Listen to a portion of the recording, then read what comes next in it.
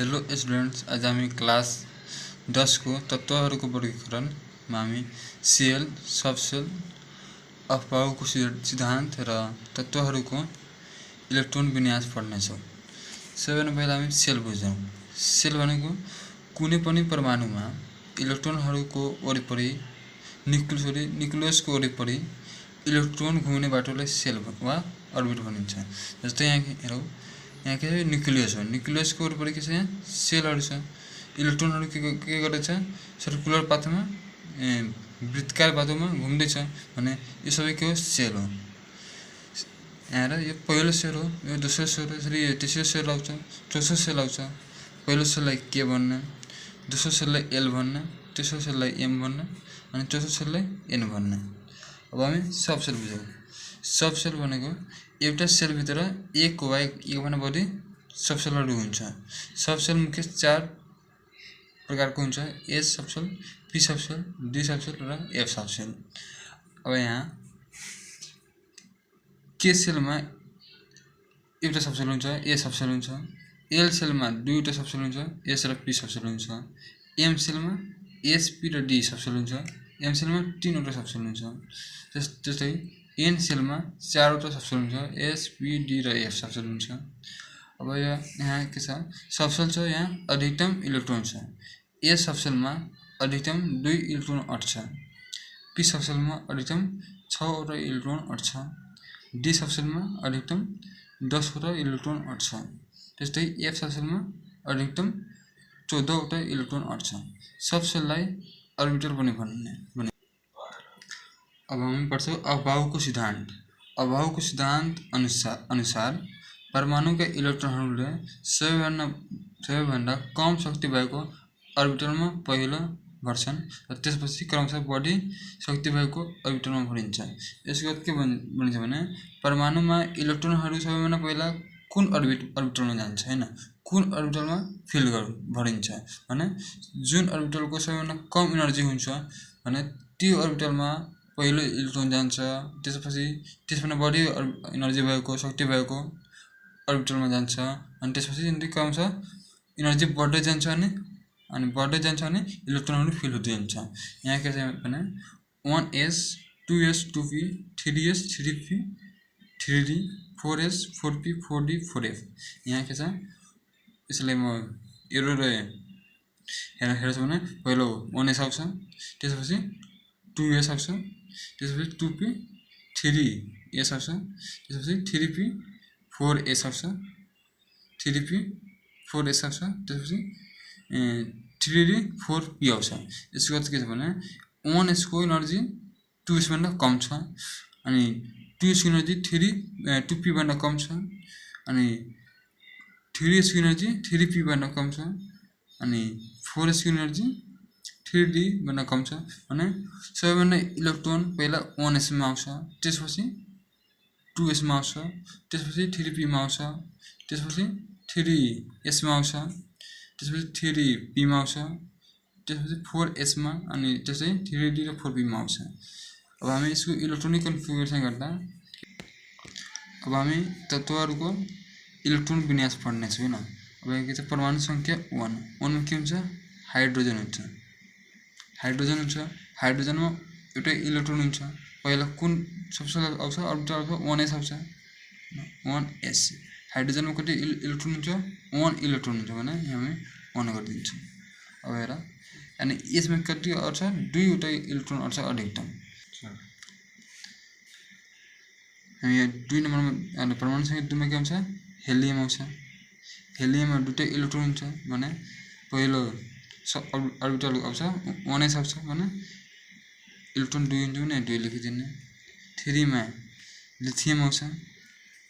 लिथियममा 3 electron हुन्छ। पहिला के गर्नु, 1s आउँछ, पहिला 1s मा 2टा अट्छ। अब एउटा इलेक्ट्रोन बाँकी रह्यो भने त्यो 1s पछि के आउँछ, 2s आउँछ। र 2s मा अनि 2s मा यसमा यहाँ 1 बाँकी इलेक्ट्रोन यहाँ 2s मा 1 आइहाल्छ। अनि 4 मा के आउँछ, बेरिलियम आउँछ। बेरिलियममा 4वटा इलेक्ट्रोन हुन्छ। 4वटा इलेक्ट्रोन हुन्छ भने पहिलो अर्बिटल के आउँछ, 1s आउँछ। 1s मा 2टा अट्छ अनि दोस्रो आउँछ 2s आउँछ 2s मा पनि दुईटा अटिहाल्छ अनि 5 मा के आउँछ बोरोन आउँछ बोरोनमा 5 वटा इलेक्ट्रोन हुन्छ हैन पहिलो अर्बिटल 1s आउँछ त्यसमा 2 वटा अट्छ दोस्रो आउँछ 2s त्यसमा 2 अटिहाल्छ अनि तेस्रो आउँछ 2p आउँछ त्यसमा बाँकी 1 इलेक्ट्रोन अटिहाल्छ आउँछ 6 मा आउँछ कार्बनमा 6 वटा इलेक्ट्रोन हुन्छ पहिलो कुन आउँछ अर्बिटल 1s आउँछ अनि 1s यसमा त दुईटा अट्छ दुईटा लेखिदिए अब त्यसपछि 2s आउँछ 2s मा पनि दुईटा अट्छ 2s पनि दुईटा गरिदिए अब 2p p मा त 6 वटा अट्छ तर यहाँ कति बाँच्छ 2 2 4 भइहाल्यो कार्बनमा 6 वटा हुन्छ 4 भयो भने दुईटा बच्यो भने यो p मा दुईटा अटिहाल्छ अब 7 मा के हुन्छ नाइट्रोजन हुन्छ नाइट्रोजनमा 7 वटा इलेक्ट्रोन हुन्छ हैन अब पहिलो आउँछ 1s यसमा दुईटा अट्छ त्यसपछि 2s यसमा पनि दुईटा अट्छ 2s पछि 2p मा कति अट्छ 6 वटा अट्छ तर यहाँ बाँकी के छ कति छ 2 2 4 7 अनि 3 वटा बाँकी छ भने बाँकी 3 अटिहाल्छ 8 मा कति हुन्छ अक्सिजन हुन्छ अक्सिजनमा 8 वटा इलेक्ट्रोन हुन्छ अक्सिजनमा कति इलेक्ट्रोन हुन्छ 8 वटा इलेक्ट्रोन हुन्छ हैन पहिलो के हुन्छ 1s यसमा दुईटा अट्छ 2s यसमा दुईटा अट्छ बाँकी कति भयो 4 भयो 2p मा अटिहाल्छ 4 अब 9 मा फ्लोरिन आउँछ फ्लोरिनमा 9 वटा इलेक्ट्रोन हुन्छ अनि पहिलो के हुन्छ 1s आउँछ यसमा 2 अट्छ त्यसपछि 2s आउँछ यसमा पनि 2 अट्छ त्यसपछि 2p आउँछ यसमा बाँकी कति बच्छ 9 2 2 4 अनि 9 भन्नु 5 बाँकी 5 मा अटिहाल्छ 10 मा के आउँछ नियोन आउँछ नियोनमा कति इलेक्ट्रोन हुन्छ 10 वटा इलेक्ट्रोन हुन्छ भने पहिलो अर्बिटल कुन आउँछ 1s यसमा दुईटा अटिहाल्छ दोस्रो अर्बिटल आउँछ 2s यसमा पनि दुईटा इलेक्ट्रोन अटिहाल्छ अनि तेस्रो आउँछ 2p अब 10 भने 2 2 4 कति बच्यो 6 बच्यो हैन 6 अटिहाल्छ अब हेर 11 मा के हुन्छ सोडियम आउँछ सोडियममा 11 वटा इलेक्ट्रोन हुन्छ अनि 1s मा 2 अटिहाल्छ 2s मा पनि 2 अटिहाल्छ 2p मा 6 अट्छ हैन किनभने p अर्बिटलमा म्याक्सिमम अधिकतम 6 वटा इलेक्ट्रोन अट्छ 6 भन्दा बढी p मा अट्दैन अनि 6 अटिहाल्यो अब बाँच्यो के हेर त 2 2 4 अनि 6 10 तर सोडियममा कति हुन्छ 11 हुन्छ अनि 10 त भइहाल्यो एउटा इलेक्ट्रोन अझ बाँकी रह्यो अनि त्यो 2s पछि के छ 2p पछि 3s मा त्यो आइहाल्छ अब हेर म्याग्नेसियम 12 मा के हुन्छ म्याग्नेसियम हुन्छ 12 मा के हुन्छ म्याग्नेसियम हुन्छ म्याग्नेसियममा 12 वटा इलेक्ट्रोन हुन्छ भने पहिलो त 1s आउँछ यसमा दुईटा अटिहाल्छ त्यसपछि 2s यसमा पनि दुईटा अटिहाल्छ त्यसपछि 2p यसमा 6 वटा अट्छ अब हेर 12 मा के छ म्याग्नेसियम छ म्याग्नेसियममा 12 वटा इलेक्ट्रोन हुन्छ भने 2 2 4 6 10 भयो अझ 2 बसिहाल्यो हैन 2 बस्यो भने त्यो 3s मा अटिहाल्छ किनभने यसमा अधिकतम 2 इलेक्ट्रोन अट्छ 2 भन्दा बढी अट्दैन यसमा 2 छ भने 2 यहाँ अटिहाल्छ 13 मा के हुन्छ एल्युमिनियम हुन्छ एल्युमिनियम हुन्छ एल्युमिनियममा 13 वटा इलेक्ट्रोन हुन्छ भने अब पहिलो अर्बिटल कुन आउँछ 1s आउँछ 1s मा दुईटा अटिहाल्छ त्यसपछि 2s आउँछ 2s मा पनि दुईटा अटिहाल्छ त्यसपछि 2p आउँछ 2p मा 6 वटा अटिहाल्छ अब गर्नु भने 2 4 6 10 भइहाल्यो अब 10 भएपछि 3 इलेक्ट्रोन अझ बाँकी छ 3 वटा इलेक्ट्रोन अझ बाँकी छ त्यो कहाँ जान्छ अब हेर 2p पछि 3s आउँछ हैन अब 3s अब हेर यसमा त दुईटा अट्छ हैन दुईटा अटिहाल्यो अझ एउटा इलेक्ट्रोन अझ बाँकी रह्यो किनभने यसमा त 2 भन्दा बढी अट्दैन यसमा 2 वटा मात्र अट्छ म्याक्सिमम अधिकतम 2 इलेक्ट्रोन मात्र यसमा अट्छ अब हेर 3s छ 3s पछि के छ 3p आउँछ हैन 3p मा अब बाँकी रहेको 1 एउटा इलेक्ट्रोन 3p मा आइहाल्छ 14 मा के हुन्छ सिलिकन हुन्छ 14 मा के हुन्छ सिलिकनमा 14 वटा इलेक्ट्रोन हुन्छ अब हामी पहिलो 1s मा दुईटा 2s मा पनि दुईटा 2p मा p मा 6 वटा किनभने p मा म्याक्सिमम अधिकतम 6 वटा इलेक्ट्रोन अट्छ 6 भन्दा बढी अट्दैन हेर 2p पछि के आउँछ 2p पछि 3s हैन 3s अब s मा के छ s मा त दुईटा अट्छ त्यो पनि राखिदिए अब 3s पछि 3p आउँछ अब हामी काउन्ट गर्यो भने 2 2 2 4 6 10 10 2 12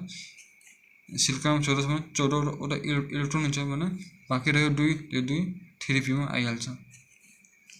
अब पन्डामा के हुन्छ फस्फोरस हुन्छ पन्डामा के हुन्छ फस्फोरस हुन्छ फस्फोरसमा 15 वटा इलेक्ट्रोन हुन्छ फस्फोरसमा कति इलेक्ट्रोन हुन्छ 15 वटा हुन्छ भने 1s मा दुईटा आउँछ 2s मा पनि दुईटा आइहाल्छ 2p मा 6 वटा इलेक्ट्रोन आउँछ अब 3s मा यसमा दुईटा आउँछ अनि 3p मा हेर त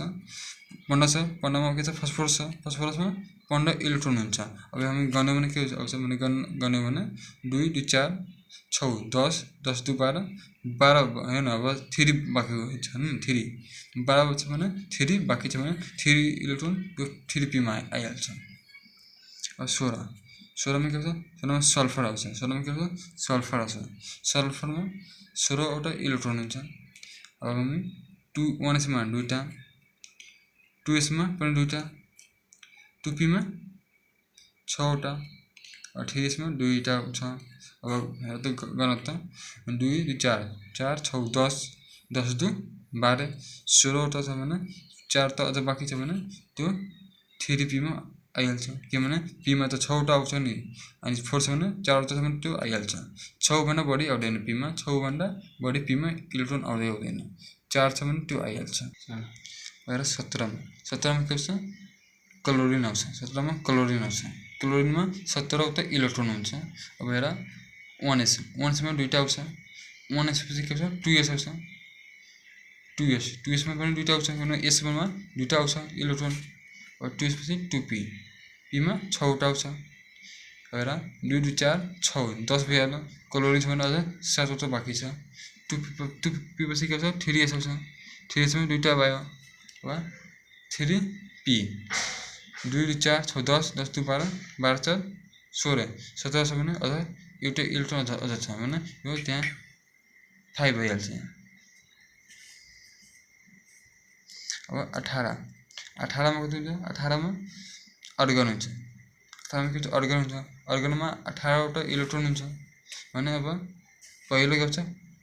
1s आउँछ पहिलो के आउँछ 1s आउँछ 1s मा दुईटा इलेक्ट्रोन आउँछ त्यसपछि 2s मा पनि दुईटा इलेक्ट्रोन आउँछ 2s पछि 2p अब p मा 6 वटा इलेक्ट्रोन आउँछ 2p पछि 3s मा दुईटा s मा दुईटा आउँछ अब 3s पछि 3p 3p मा कति आउँछ भने 2 4 6 10 10 2 12 अब अर्गन छ भने 18 वटा इलेक्ट्रोन छ 12 वटा हामी राखिदियो अब अझ कति बाँकी छ 6 वटा हामी 6 वटा यहाँ राखिदिन्छौँ किनभने p मा 6 वटा अट्छ 6 भन्दा बढी भयो भने p बाट अर्को अर्बिटलमा जान्छ तर यहाँ p छ p मा 6 वटा अटिहाल्छ अब यहाँ 19 मा के हुन्छ पोटासियम हुन्छ पोटासियममा 19 वटा इलेक्ट्रोन हुन्छ हैन 1s2 2s2 और 2p p मा 6 वटा p पछि के छ 3s आउँछ 3s मा दुईटा 3s पछि 3p आउँछ अब हेर 3p मा 6 वटा भइहाल्यो p मा 6 वटा आउँछ 6 वटा गरिदिए अब काउन्ट गर 2 4 6 10 10 2 12 12 6 18 वटा भइहाल्यो पोटासियम छ 19 वटा इलेक्ट्रोन छ अझ एउटा इलेक्ट्रोन बाँकी छ त्यो भने 3p पछि के छ 4s आउँछ त्यो 4s मा गइहाल्छ अब 20 मा के हुन्छ क्याल्सियम हुन्छ क्याल्सियममा 20 वटा इलेक्ट्रोन हुन्छ भने अब पहिलो 1s आउँछ 1s मा दुईटा त्यसपछि 2s मा दुईटा 2s पछि 2p मा पनि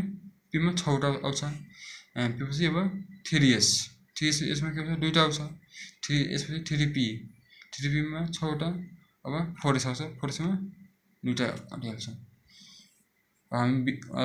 हाइड्रोजनदेखि क्याल्सियमसम्मको हामी इलेक्ट्रोनिक कन्फिगरेसन हैन गर्यो यो अफाव प्रिन्सिपलको आधारमा छ। अहिलेको आजको लागि यति छ। धन्यवाद।